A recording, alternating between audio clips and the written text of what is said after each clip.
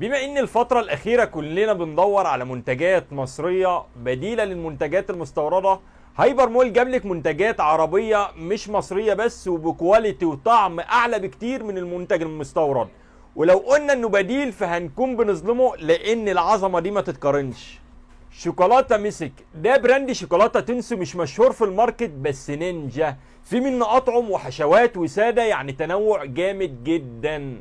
لو ليك في الدارك فدي شوكولاتة دارك سادة نسبة الكاكاو فيها 35%، وده برضو دارك بس دارك قوي نسبة الكاكاو فيها 72%. بصوا بقى الجامدة ديت، مكتوب انها شوكولاتة دارك محشية بطعم الجندوية ومرسوم قطعة بندق. افتكر ان البندق بالتونسي اسمه جندوية، جاي اصدمك واقول لك لا، ده شكل الجندوية جاتوهية كده كلها طبقات واصلها سويسري. تخيل بقى طعمها عامل ازاي. نيجي بقى للاندهاش، ده ميلك شوكليت محشية بطعم كريمة بورليه وده شكله. ولو ليك في الميلك شوكليت فدي ميلك شوكليت بيور، يعني طعم شوكولاتة غني باللبن. ودي ميلك شوكليت بالبندق، ودي ميلك شوكليت محشية بكريمة الكاكاو.